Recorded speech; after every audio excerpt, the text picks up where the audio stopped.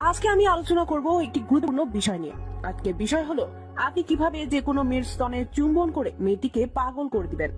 ভিডিওর মাঝে যে কোনো এক জায়গায় একটা গোপন কথা বলবো, যা আপনি আগে জীবনেও জানতেন না। মেয়েদের কোথায় আঙুল দিলে সে আপনার সাথে 100% মিলন করার জন্য পাগল হয়ে যাবে। তাই ভিডিওটি না টেনে পুরো দেখুন। টেনে দেখলে অনেক বড় মিস করবেন। বেশিরভাগ পুরুষই যখন তার নারী সঙ্গীর স্তনের উত্তেজনা আনতে চান, তখন তারা সরাসরি বোটায় চলে যান।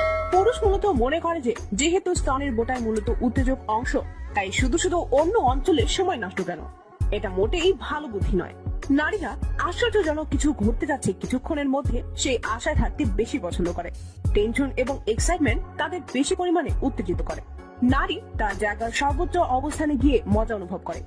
মিলনের সময় একসাথে শুরু না হয়ে ক্রমশ উত্তেজনা সৃষ্টি হোক, এটাই নারীর প্রত্যাশা। নারীরা কিভাবে চায় এটা?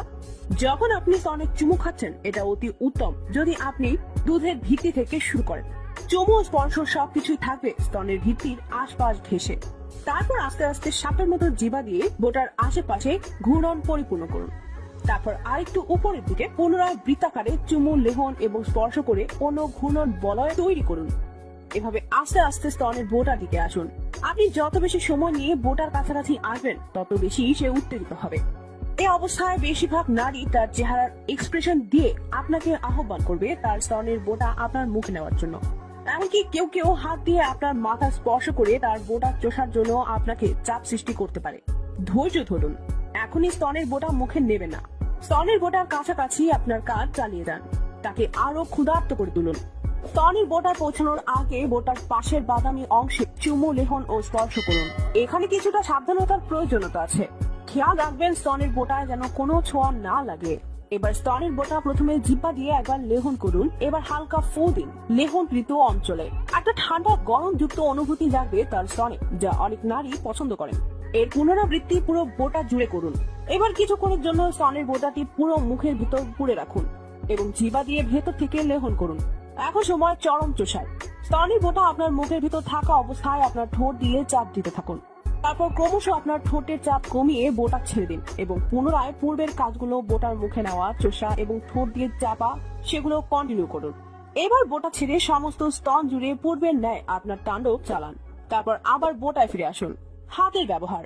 যখন আপনার মুখ তার স্তনে কাজ করছে, তখন আপনি হালকা করে হাত দিয়ে অন্য স্তনে ক্রমাগত চাপ দিতে পারেন। লক্ষ্য রাখবেন, অনেক নারী চায় এক স্তনে সমস্ত কর্মকাণ্ড শেষে অন্য স্তনে সিঙ্গার চালু হোক। তাই আপনার সঙ্গীকে অবশ্যই জিজ্ঞেস করে নিন তার কি রকম চাই। বলছিলাম ভিডিওর মাঝে একটা গোপন কথা বলবো। নারীদের কোথায় আঙুল দিলে সে আপনার সাথে 100% মিলন করবে। আর একটু অপেক্ষা করুন, এখনই বলছি কিছু গুরুত্বপূর্ণ কথা।